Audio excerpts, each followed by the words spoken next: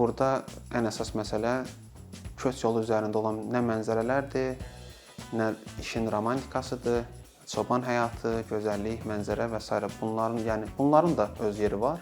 Amma ən əsas məsələ burada insan faktorudur.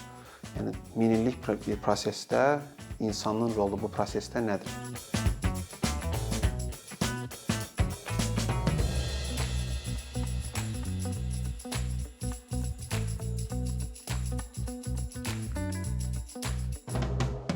Çobanların həyatı ilə bağlı mən uzun müddətdir ki, bir layihə işləmək istəyirdim. Əslində bunun adı köç yolu deyildi, yəni bir ad olaraq formalaşmamışdı. Sadəcə istərdim ki, çobanların həyatı, onların yaşam tərzi, qışlaq həyatı, yaylaq həyatı haqqında bir layihə hazırlayım. Bunun ideyası əslində gəlmişdi 2021-ci ildə. Şah yaylaq ərazisində çəkilişdə olanda Mahmud Dərə ərazisində çobanların həyat tərzini gördüm, onlarla yaxından tanış oldum, fotolar çəkdim. Və mənə bir ideya gəldi ki, mən bununla bağlı bir layihə işləyə bilərəm. Uzun müddətli, art və sənədli bir layihə işləyə bilərəm.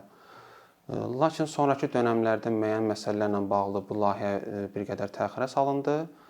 2023-cü ildə artıq köç yolu qoruğu yarandıqdan sonra mən düşündüm ki, bu layihəni elə köç yolu adı altında sistematik formada həm çobanların həyatını, həm mədəni irsi, həm də minillik baş verən bu köç prosesini İstər tarixi baxımdan, istər mədəni baxımdan, istər sosial baxımdan izləyicilərə sırf foto vasitəsilə çatdıra bilərəm. 2023-cü ildə artıq bu layihə ilə bağlı araşdırmağa başladım və bu dövrdə də artıq dövlət tərəfindən köç yolu, xınalıq və köç yolu qoruğu yaradılmışdı. Bu da mənim marağımı cəlb elədi. Artıq yeni bir fürsətlər var idi bu layihəni işləməklə bağlı. Bu səbəbdən hardasa 2 aya yaxın araşdırma apardım. Dağçı dostlarımla məsləhətləşdim, ərazini bilən insanlarla məsləhətləşdim, müxtəlif platformalarda araşdırmalar apardım və 2023-cü ildə artıq layihənin ilkin başlanğıcı olaraq Hacıqabul ərazisinə, qışlaq ərazisinə yola düşdüm. Dağçı dostlarımla bir yerdə və layihəni işləməyə başladıq. Deməli, köç yolu əslində sırf köç yolu və xınalıq ərazisini işləmək mənim tam olaraq məqsədim deyil. Sadəcə köç yolu ərazisində Xınalıqdan Hacıqabula və Hacıqabuldan Xınalığa qədər olan köç yolu köç istiqamətində, yəni ümumi respublika ərazisində olan köç istiqamətində ən uzun yollardan biridir. 200 kilometrdən çox burada çobanlar piyada yol gedir. Əlbəttə ki, mən istədim ki, layihənin başlanğıcını bu çətin prosesdən başlayım. Çünki istər olduğu mühit baxımından, yəni Xınalıq və bu köç yolu həqiqətən qədim ərazilərdir. Burada qədim məzarlıqlar var, pirlər. Yəni araşdırdıqca gördüm ki, burada həqiqətən bir mənim nəzərimdə tutduğum həm mədəni, həm tarixi, həm sosial işləyə biləcəyim bütün mövzular var. Və düşündüm ki, istiqaməti birinci Xınalıq, Hacıqabul istiqamətində, yəni hal-hazırda qoruq olan Xınalıq və köç yolu istiqamətində işləyim. Qışlaq ərazisinə gəldikdə, məsələn, ilkin mərhələdə çobanlarla tanışlıq mərhələsində onlar çəkilişə bir qədər razı olmurlar. Nəyə görə? Çünki insanlar davamlı olaraq kameralar qarşısında deyillər, müəyyən bir konservativ həyat tərzləri var, yəni bu başa düşüləndir. İlkin mərhələdə onları razı salmaq bir qədər bizim üçün çətin deməyək də bir qədər vaxt aldı. Çünki insanlar səndən əmin olmaq istəyirlər ki, yəni bu layihənin məqsədi nədir? Bu layihədə onlar üçün zərərli ola biləcək bir şey varmı? Çünki bir yerdə yol gedəcəyik, həssas məqamlar var. Çobanları müəyyən bir mərhələdə razı saldıqdan sonra, artıq onların güvənini qazandıqdan sonra qışlaq ərazisində rahat çəkilişlərə başladıq. Qışlaq ərazisinin ətrafında olan qədim məzarlıqlar, məsələn, pir ziyarətgahlar var idi.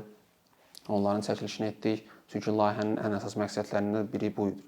Köç yolu üzərində olan tarixi abidələri də göstərmək. Çünki bu tarixi abidələrin də mühafizəyə ehtiyacı var və bir baxıma bu ərazilərin qoruq olmağı həqiqətən də bu tarixi abidələr üçün də yaxşı bir şeydir. Çünki abidələr qorunur.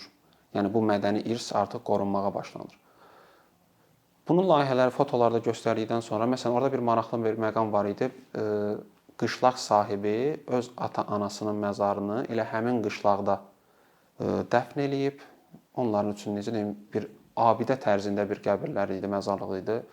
Onların fotolarını çəkdim. Özü düz pirin qarşısındaydı. Yəni buradakı insanların hələ də qədim inanclara hörməti yüksək səviyyədədir. Yəni keçmiş dövrdən köç yolu üzərində olan pirlər və s. bu da layihəyə necə deyim, maraqlı bir kolorit qatır bunları işləmək. Qışlaq ərazisinin çəkilişini etdikdən sonra bizim əsas məqsədimiz artıq köç prosesinə qoşulmaq idi. Bu hardasa artıq may ayının əvvəli idi. Sadəcə müəyyən bir dövrdə artıq çay daşqınları oldu, yağıntının səviyyəsi artdı və biz çobanlarla birlikdə ilkin mərhələdə köç yoluna gedə bilmədik. Biz saxladıq layihəni oktyabr ayına. Lakin bu dövrdə də mən Şah yaylaq ərazisində yay ərzində çəkilişlər etdim. Onların necə deyim, yaylaq ərazilərini araşdırdım. Mahmud dərə, Araz dərə, Əbil dərə, bu ərazilərdə onlar məskunlaşırlar yay ayı müddətində ta ki oktyabr ayına qədər. Artıq oktyabr ayında biz köç yolunun ikinci mərhələsinə başladıq. Bu payız yürüyüşü mərhələsi adlandırıram mən bunu.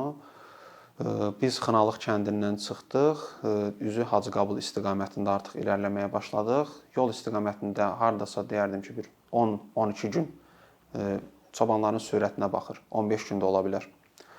Yəni Hacıqabul istiqamətində artıq irəliləməyə başladıq. Həqiqətən bu dövrdə köçün həqiqi çətinliyini artıq hiss etməyə başladım. Çünki çobanlarla piyada yol getmək müəyyən qədər qəliz məsələdir. Buna həm psixoloji hazır olmaq lazımdır, həm də fiziki olaraq. Psixoloji niyə hazır olmaq lazımdır? Məsələn, biz davamlı olaraq şəhər mühitindəyik. Birdən-birə bütün imkanların qısıtlı olduğu bir necə deyim, bir ortama düşürük. Artıq burada irəliləmək fiziki cəhətdən deməyək də, mental cəhətdən insan üçün çətinləşir. Çünki çobanlarla müəyyən qədər tanışlığın olsa da, bu arada qeyd edim, biz may ayında getdiyimiz çobanlarla bir yerdə yenidən yola düşdük. Dedik ki, artıq bir-birimizi tanıyırıq. Yəni bu mərhələdə çəkiliş daha rahat olacaq. Yəni düşünün ki, tanımadığınız insanlarla 15 gün çətin şərtlər altında Qubadan Hacıqabula gedəcəksiniz. Yəni burada anlaşılmazlıqlar da ola bilər, force major da ola bilər, əsəb sistemləri də insanların dözməyə bilər. Yəni bütün bunları nəzərə alaraq biz yola çıxdıq. İlkin mərhələdə həqiqətən köçün birinci günündə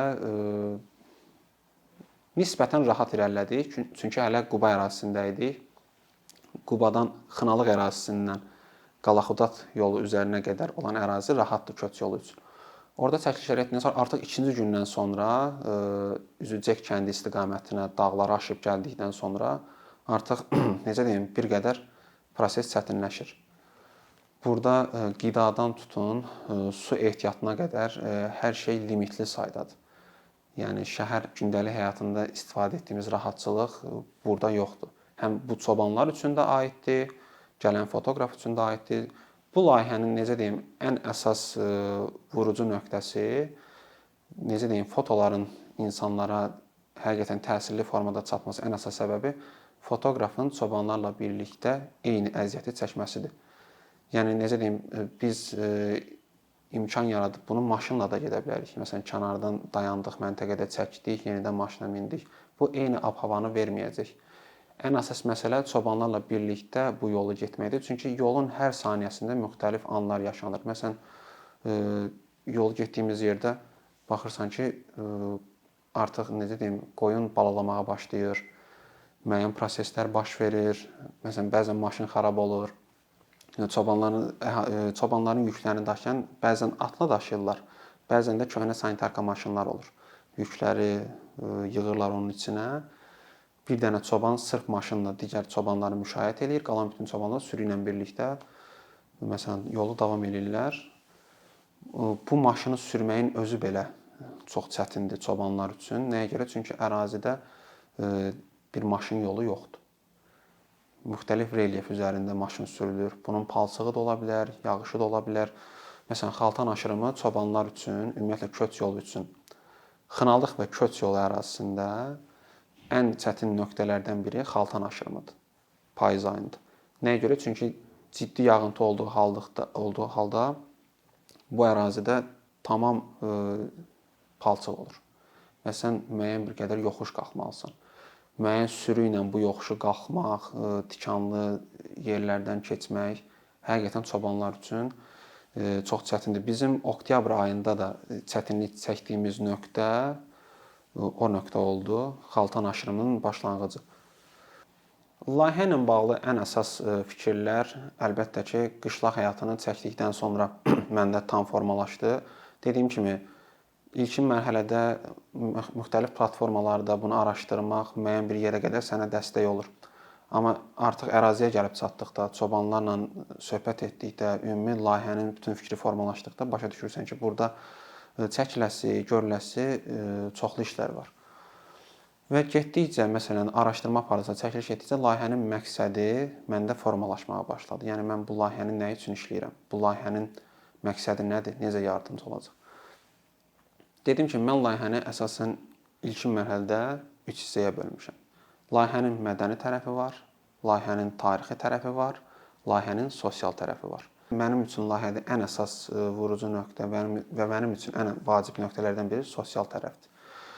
Dediyim kimi, yəni burada ən əsas məsələ köç yolu üzərində olan nə mənzərələrdir, nə işin romantikasıdır, çoban həyatı, gözəllik, mənzərə və s. Bunların da öz yeri var, amma ən əsas məsələ burada insan faktorudur.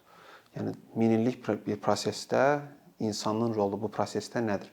Mən onu göstərmək istəyirəm layihədə və təbii ki, insan faktoruna toxunanda bunun sosial tərəflərinə də artıq insan diqqət yetirməlidir və diqqət yetirməyə məcburdur.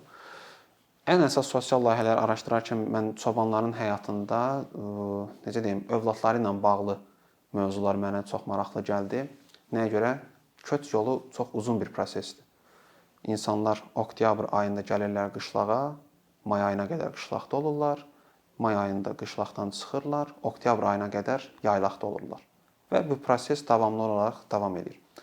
Burada uşaqların təhsil mövzusu var, burada səhiyyə mövzusu var. Məsələn, orada mən bir çobanla danışdım. Dedi ki, övladımı Qubada və Bakıda olan qohumlarımın yanına qoyuram ki, təhsilini davam etdirə bilsin. Və burada başa düşülür ki, artıq o övladı ilə aylarla görüşə bilmir.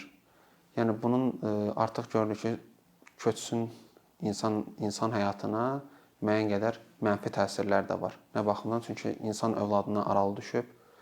Yəni müəyyən bir prosesdir.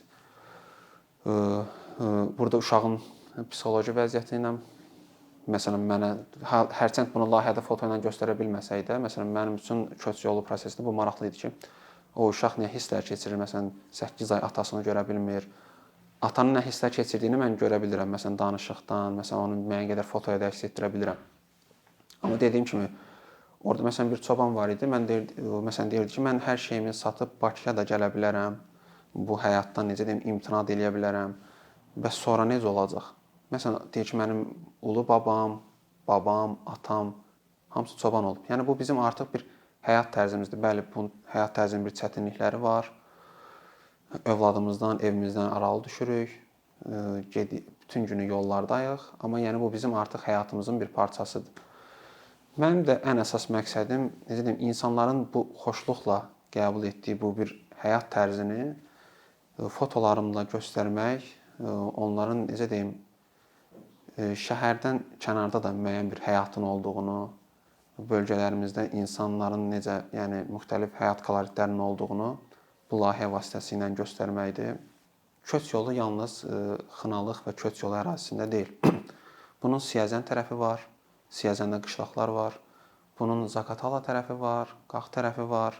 Bəlkə də müxtəlif bölgələrimizdə, hələ də mənim yəni araşdırmaqda olduğum bölgələrdə daha da güclü məsələn mövzular var. Köç yolu ilə bağlı, köç həyatı ilə bağlı, çobanlarla bağlı. Və düşündüm ki, layihəni bir nöqtə ilə tamamlamayım. Layihəni daha da genişləndirim. Əlbəttə ki, layihəni genişləndirdikdə bu müəyyən qədər vaxt alır. Yəni bu 1 ilə, 2 ilə işləniləcək bir mövzu deyil. Artıq sən araşdırma apardıqca, işin necə deyim, akademik tərəfdən tarixi, mədəni tərəfindən baxdıqca, insan faktoruna baxdıqca görürsən ki, bu layihə artıq 4 il, 5 il böyük masştablı bir layihəyə çevrilir. İlkin mərhələdə mən düşünmüşəm ki, bunu sərgi və yaxud kitab vasitəsilə insanlara çatdırım. Çünki elə bir layihədir ki, Sırf sosial platformalarda paylaşmaqla bu layihəni necə deyim, dayandırmaq olmaz. Bu müəyyən böyük bir kütləyə çatmalıdır ki, insanlar bizim tariximizi, mədəni irsimizi, insanların sosial həyatını, insanların yaşayış tərzini, onların problemlərini, sevinclərini, kədərlərini hər baxımdan görsünlər, tanısınlar. Yəni dediyim kimi, ən əsas məsələ burada insan həyatını ortaya çıxarmaqdır.